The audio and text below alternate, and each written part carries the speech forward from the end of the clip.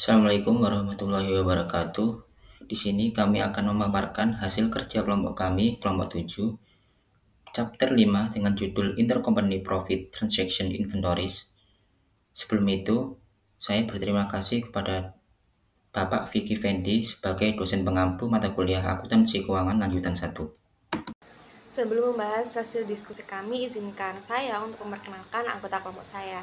Yang pertama ada saya sendiri, Anggi Dwi Ratsmawati dengan NPM akhir 078, lalu ada Kenji Akam Aruji dengan NPM akhir 088, lalu ada Angela Rosafin dengan NPM 231, lalu ada M. Ridho Alam NPM 300, lalu ada Rizky Nasrullah Cahayanto NPM 356.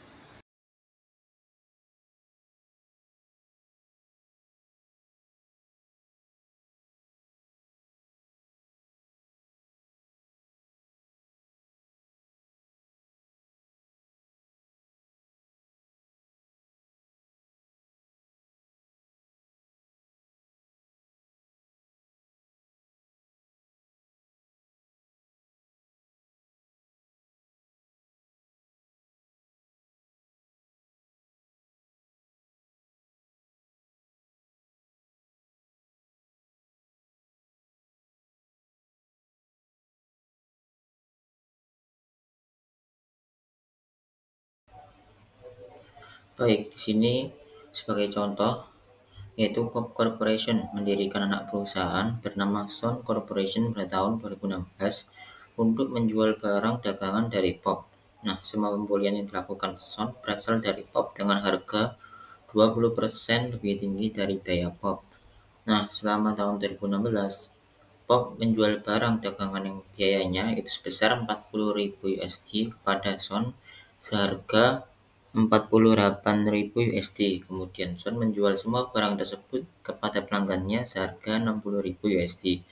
Baik Pop maupun Son itu mencatat transaksi ini di dalam buku mereka masing-masing sebagai gambar yang di samping ini berikut. Sini ada buku Pop, persediaan 10.000, utang usaha untuk mencatat pembelian secara kredit dari tas lain, dan selanjutnya terus di sini ada buku Son, persediaan ada 48.000 seperti soal, utang usaha Pop ada 48.000 untuk mencatat pembelian antar perusahaan dari Pop dan selanjutnya.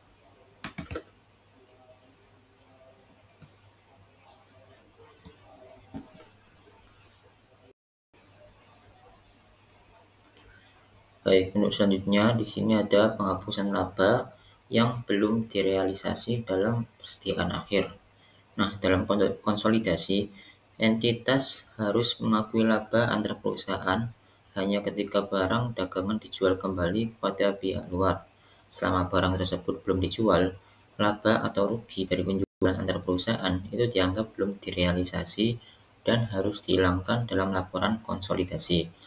Nah, persediaan dari afiliasi pembeli mencerminkan laba yang belum direalisasi karena mencakup harga transfer antar perusahaan itu bukan biaya sebenarnya. Sebagai berikut, di sini ada contoh kasus Pop Corporation dan Son Corporation pada tahun 2017. Pop menjual barang dagangan yang berharga 60.000 kepada Son seharga 72.000. Nah, dan Son ini menjual semua kecuali 12.000 dari barang dagangan ini kepada pelanggan seharga 75.000. Entri jurnal terkait barang dagangan yang ditransfer antar perusahaan selama tahun 2017 adalah sebagai berikut yang ada di slide selanjutnya.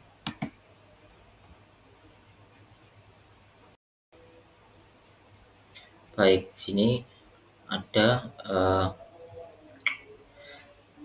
di lanjutannya penghapusan laba yang belum direalisasi dalam persediaan akhir. Nah, sini pencatatannya ada buku Pop, ada persediaan 60.000, utang usaha 60.000, terus ada utang usaha Son 72.000 dan seterusnya. Terus di bawahnya itu ada penyataan buku untuk Son. Jika ada persediaan 72.000, utang usaha 72.000, terus ada utang usaha sebesar 75.000, penjualan sebesar 75.000 dan seterusnya. Nah, yang di sebelah kanan itu penghapusan tersebut lanjutannya itu ada laporan laba rugi penjualan sebesar 72.000, harga pokok penjualan sebesar 60.000, dan seterusnya. Terus itu ada entry pertama menghilangkan penjualan dan harga pokok penjualan untuk perusahaan di surat berikut. Nah, di situ yang sebelah kanan bagian kedua itu ada eh, entry sekunder menunda laba antar perusahaan. Terus yang B, yang bawah itu tentang harga pokok penjualan.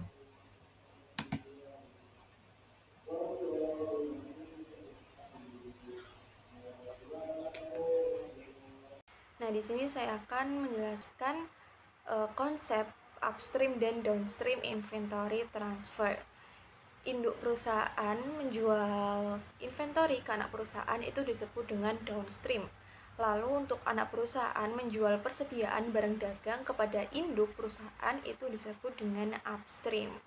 Nah, lalu di sini ada perhitungan pendapatan downstream dan upstream. Nah, di sini sales untuk parent-nya sendiri itu 600, lalu untuk subsidiary-nya 300, dan untuk parent income dari spiritnya itu 200, lalu untuk subsidiary net income-nya yaitu 50.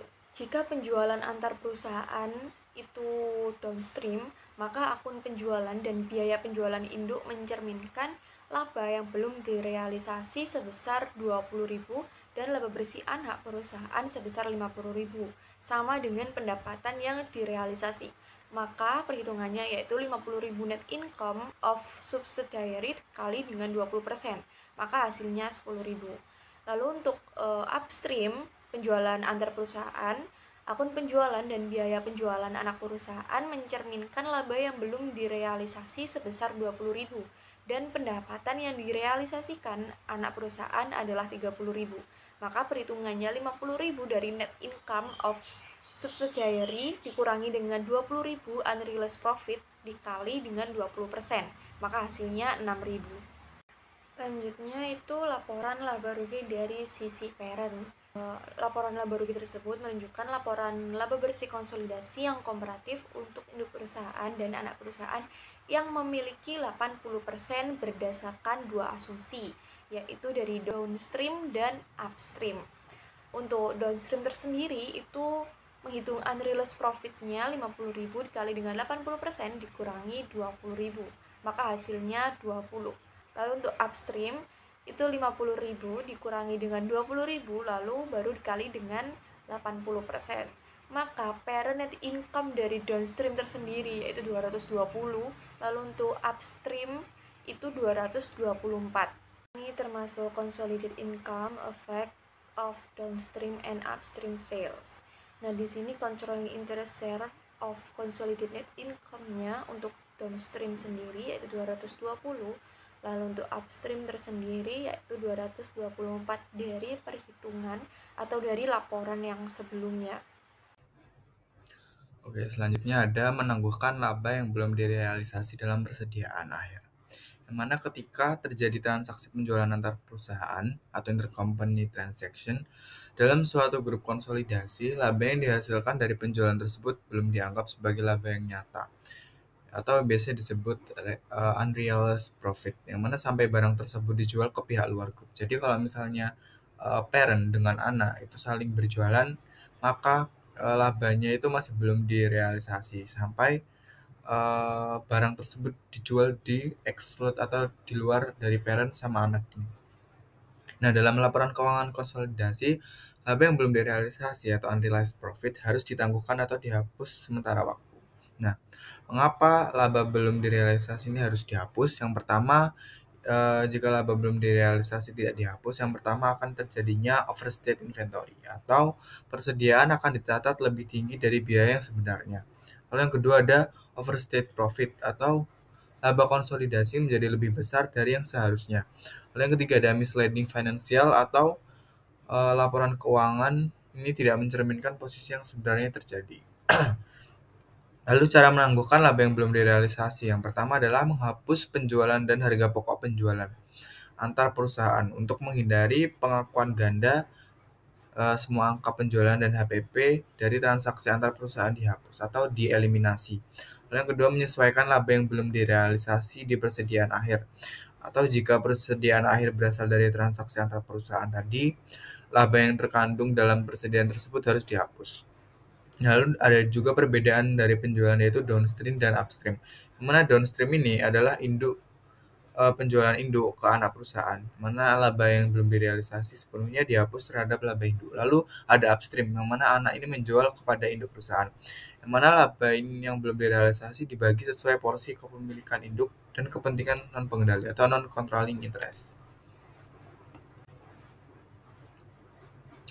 Baik, selanjutnya ada contoh kasus dari materi sebelumnya, yaitu downstream atau penjualan dari induk kepada anak. Yang mana diketahui sendiri Palm Corporation memiliki 90% kepemilikan dari Sun Corporation. Yang mana di sini diketahui yaitu income statement dari Palm pada tahun 2016. Yang mana diketahui Palm sales atau penjualannya itu 15.000 include dengan Sun's profit pada akhir Desember 2016, yang mana inventory-nya ini mencakup 40% dari merchandise transaksi antar kedua perusahaan. Yang mana pendapatan dari induk PAM ini memiliki pendapatan yang belum direalisasi sebesar 2.500 dari hasil transfer price dari induk ke anak tadi sebesar 6.000 dengan biayanya 3.500, atau dari harga tadi 6.000 dikurangi dengan biaya, maka 6.000 dikurangi 3.500 akan mendapat hasil 2.500, yaitu profit yang belum direalisasi dari nilai buku. Yang mana PAM ini mencatat pendapatan dari Sun dengan merekognisi pendapatan yang belum direalisasi dengan jurnal berikut. Yang pertama adalah investment in Sun pada income from Sun sebesar 9.000, yang mana diketahui tadi penjualan dari Sun ke PAM ini.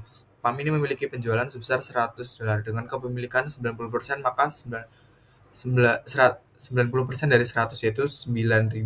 Maka diketahui 9.000 dari income from Sun yaitu dengan jurnal investment in Sun pada income from Sun sebesar 9.000.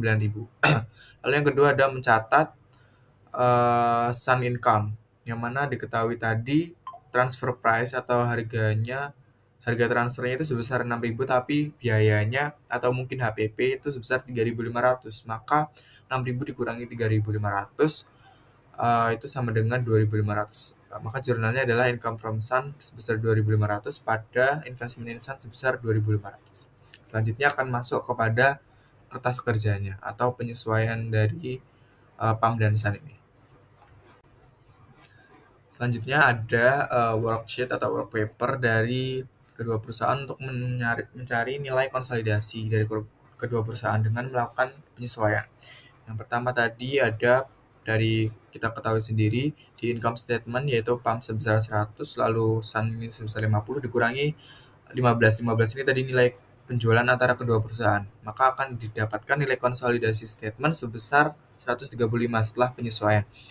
Lalu income from Sun tadi diketahui sendiri sudah dieliminasi, dimasukkan kepada PAM, maka 6.500 ini dieliminasi untuk nilai consolidation statement atau menjadi nilainya 0 atau tidak dimasukkan ke dalam consolidation statement. Lalu yang ketiga ada cost of goods sold, yaitu tadi diketahui sendiri 15 ini merupakan dari penjualan kedua perusahaan. Lalu nilai COGS dari PAM sebesar 60, lalu Sun 35, yang mana 60 ditambah 35 lalu dikurangi 15 ditambah 2,5, maka akan didapatkan COGS sebesar 82.500. Lalu ini expense tetap. Lalu selanjutnya ini ada balance sheet inventory, yaitu tadi sebesar kita tahu sendiri transfer price atau harga penjualannya sebesar 6.000, tapi kita itu belum bersih, yang mana dikurangi cost biaya 3.500, yaitu maka disesuaikan dari nilai unrealized profit tadi sebesar 2.500, maka didapatkan biaya cost sebesar 3.500. Lalu investment in Sun yang tadinya dibalik itu ditaruh di bawah, yaitu investment pada Sun. Selanjutnya akan dijelaskan oleh rekan saya. Dalam laporan keuangan konsolidasi, laba antar perusahaan yang belum direalisasi itu harus dieliminasi untuk memberikan gambaran keuangan yang akurat. Nah, ketika laba tersebut direalisasikan di periode berikutnya, perusahaan harus menyesuaikan catatan keuangan untuk mencerminkan laba yang telah diakui secara sah. Dan pada bagian ini kita akan membahas bagaimana laba yang sebelumnya ditangguhkan dalam persediaan awal dapat diakui dalam laporan keuangan konsolidasi. Nah, jadi konsep dasar pengakuan laba yang ditangguhkan sendiri itu misalnya, jadi ada intercompany sales atau penjualan antar perusahaan dalam satu grup itu dapat menyebabkan laba yang belum direalisasi. Nah, laba ini sendiri itu belum dapat diakui dalam laporan konsolidasi hingga barang tersebut dijual ke pihak eksternal. Oleh karena itu, laba yang masih berada dalam persediaan akhir periode sebelumnya harus diakui di periode berikutnya setelah barang itu terjual.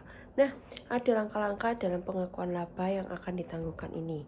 Yang pertama, itu mengidentifikasi laba yang belum direalisasi dalam persediaan awal. Lalu yang kedua, penyesuaian pada laporan keuangan konsolidasi dengan merealisasikan laba yang telah diakui. Yang ketiga, eliminasi dampak laba antar perusahaan untuk menjaga akurasi laporan keuangan. Nah, proses akuntansi dalam pengakuan laba yang ditangguhkan sendiri ini ada 3 proses. Jadi ketika laba yang ditangguhkan dari periode sebelumnya akhirnya direalisasikan, dilakukanlah penyesuaian dalam laporan keuangan dengan cara berikut. Yang pertama, kredit di harga pokok penjualan. Jadi hal ini dilakukan karena laba yang sebelumnya ditangguhkan sudah menjadi bagian dari persediaan awal dan kini telah terrealisasi melalui penjualan ke pihak luar. Lalu yang kedua, debit ke akun investasi induk. Jadi akun investasi ini akan dikoreksi untuk mencerminkan perubahan dalam nilai investasi yang sesuai dengan realisasi laba. Yang ketiga, jurnal eliminasi. Nah, jurnal eliminasi ini di bagian debit ada investasi pada anak perusahaan pada harga pokok penjualan. Nah, dengan penyesuaian ini sendiri, laba yang sebelumnya tidak diakui, kini dapat diakui dalam laporan keuangan konsolidasi. Kita mengambil salah satu contoh atau salah satu ilustrasi, kita ambil permisalan perusahaan induk ini menjual barang kepada anak perusahaan seharga $12.000 dengan laba $2.000 yang belum direalisasi pada akhir periode. Nah, ketika anak perusahaan ini menjual barang tersebut kepada pihak luar di periode berikutnya, laba tersebut kini dapat diakui dalam laporan konsolidasi. Maka yang diperlukan adalah jurnalnya itu investasi pada anak perusahaan sebesar $2.000 pada harga pokok penjualan sebesar $2.000. Nah, dampak pada laporan keuangan sendiri yang pertama ada peningkatan laba bersih konsolidasi. Ini karena laba yang sebelumnya ditangguhkan dan kini telah direalisasikan. Yang kedua, koreksi nilai investasi induk. Ini akan mencerminkan posisi yang akurat. Dan yang ketiga, menjaga transparansi laporan keuangan dengan menghindari pencatatan laba ganda dari transaksi internal. Lalu kesimpulan yang bisa kita dapat, pengakuan laba yang sebelumnya ditangguhkan dalam persediaan awal itu merupakan langkah penting dalam proses konsolidasi laporan keuangan. Nah, dengan mengeliminasi efek transaksi antar perusahaan dan merealisasikan laba pada waktu yang tepat, laporan keuangan itu sendiri dapat memberikan gambaran yang lebih akurat tentang kinerja keuangan grup perusahaan. Nah, proses ini itu juga memastikan bahwa laba yang dilaporkan sesuai dengan prinsip akuntansi yang berlaku. Selanjutnya dalam subbab 5.5 dampak terhadap non-controlling interest, intercompany profit transaction inventory. Dalam konsolidasi laporan keuangan grup entitas tambah entitas anak terdapat potensi laba belum terrealisasi apabila terjadi penjualan antar pihak dalam grup, tetapi barang yang dijual belum terjual lagi ke pihak eksternal atau masih ada persediaan akhir. Laba ini harus dieliminasi pada laporan konsolidasi karena belum benar-benar direalisasi secara eksternal. Di sini ada penjualan downstream, yaitu penjualan dari entitas induk ke entitas anak. Di sini yang menjual adalah induk, sedangkan yang membeli adalah anak. Laba yang timbul dari penjualan barang tersebut jika masih ada persediaan di entitas anak pada akhir periode dianggap sebagai laba milik induk, sebab induklah yang melakukan penjualan. Bagian NCI tidak terpengaruh oleh eliminasi laba tersebut karena laba yang belum terrealisasi berasal dari transaksi yang dilakukan oleh induk. Lalu untuk rumus perhitungan yaitu income induk sama dengan CI persen kali NI entitas anak dikurangin profit di EI plus profit in BI. Sementara porsi NCI adalah NCI sama dengan NCI persen kali NI entitas anak. Lalu untuk penjualan upstream, yaitu penjualan dari entitas anak ke entitas induk. Di sini yang menjual adalah anak, sedangkan yang membeli adalah induk. Karena laba tersebut awalnya diakui oleh entitas anak, maka unrealized profit harus dialokasikan sesuai persentase kepemilikan. CI persen akan mengeliminasi bagian induk, dan NCI persen akan mengeliminasi bagian non-pengendali. Untuk rumusnya adalah dari income anak CI persen kali NI entitas anak dikurangin profit in EI plus profit in BI. Untuk NCI-nya adalah NCI persen kali NI entitas anak dikurangi profit in EI plus profit in BI. Lalu berikutnya adalah dampak terhadap non-controlling interest. Penanggungan laba antar perusahaan pada periode penjualan antar perusahaan. Konteks transaksinya di sini Son sebagai anak membeli barang dengan harga $75.000 dan kemudian menjualnya ke Pop yaitu induk dengan harga $20. Selama tahun perjalanan, Pop berhasil menjual 60% barang tersebut ke pihak luar seharga $15.000. Sisa barangnya 40% masih berada di persediaan Pop, yang menyebabkan munculnya laba belum terrealisasi atau unrealized profit. Pada akhir tahun, laba belum terrealisasi tersebut sebesar $5.000 yang secara biaya sebenarnya adalah $3.000, namun tercatat di persediaan Pop dengan nilai $8.000. Sun melaporkan laba bersih $50.000. Di sini ada penjelasan mengapa dan bagaimana kedua jurnal di part A dan di part B dibentuk, sesuai ilustrasi di mana Son sebagai anak menjual barang ke Pop, namun masih ada laba belum terrealisasi di persediaan Pop. Di sini ada part A. Jika Son adalah 100% owned subsidiary, kondisinya di sini Son melaporkan laba bersih $50.000. Dari laba tersebut, $5.000 merupakan laba belum terrealisasi atau unrealized profit atas penjualan upstream ke Pop, karena barang masih ada di persediaan Pop. Lalu yang pertama jurnalnya adalah investment in Son, $50.000 di debit dan income from Son, $50.000 di kredit. Tujuannya adalah mencatat seluruh 100% laba bersih Son sebagai pendapatan income bagi Pop sesuai metode ekuitas. Karena kepemilikan 100% Pop berhak atas seluruh laba Son. Dampak akuntansi tersebut adalah yang pertama di debit ini nilai investasi naik mencerminkan bertambahnya ekuitas Son. Lalu untuk kredit mencatat pendapatan setara laba Son. Kedua, income from Son $5.000 dan pada investment in Son $5.000. Tujuannya adalah menunda defer atau laba belum terrealisasi $5.000 karena Son 100% dimiliki Pop. Pop harus menanggung 100% unrealized profit tersebut. Laba $5.000 belum nyata di level konsolidasi atau belum dijual ke pihak eksternal. Untuk income from Son di debit, yaitu mengurangi pendapatan yang sebelumnya diakui agar hanya $45.000 yang benar-benar direalisasi. di investment insan kredit menurunkan nilai investasi karena $5.000 laba Sun belum boleh diakui. Hasil akhirnya adalah laba bersih Sun yang diakui POP menjadi 45.000, yakni 50.000 dikurangi 5.000 tadi. Lalu untuk nilai investasinya juga naik bersih sebesar 45.000. Karena 5.000 masih ditangguhkan hingga barang tersebut terjual ke pihak luar. Lalu di part B di sini jika Sun adalah 75% owned subsidiary.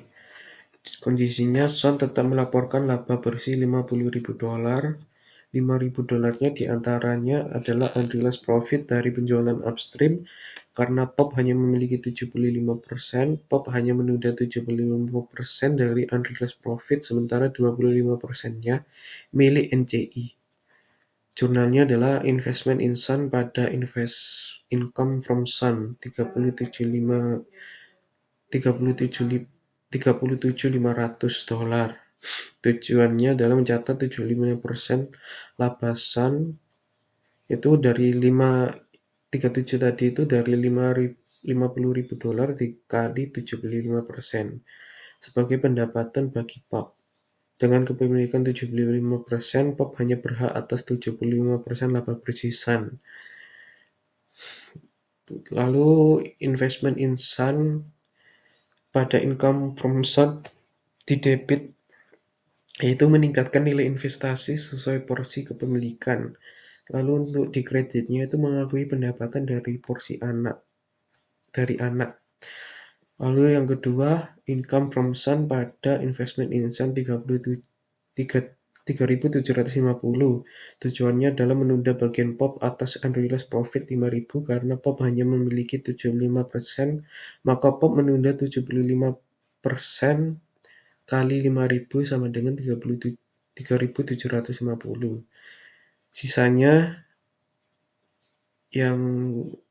Sisanya yaitu 5.000 kali 25% sama dengan 1.250 akan memengaruhi NCI, bukan POP. Lalu di debit itu mengurangi laba yang diakui POP, sementara yang dikredit itu menurunkan nilai investasi agar hanya laba yang benar-benar terrealisasi yang diakui.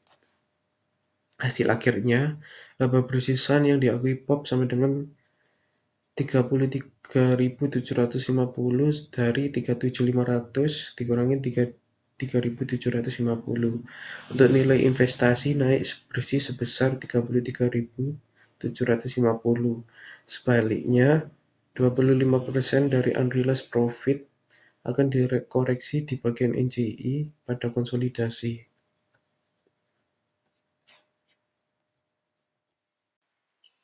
Demikian pemaparan dari kelompok 7 mengenai bab 5 tentang intercompany profit transaction inventory. Mohon maaf apabila ada salah kata dan kekurangannya. Assalamualaikum warahmatullahi wabarakatuh.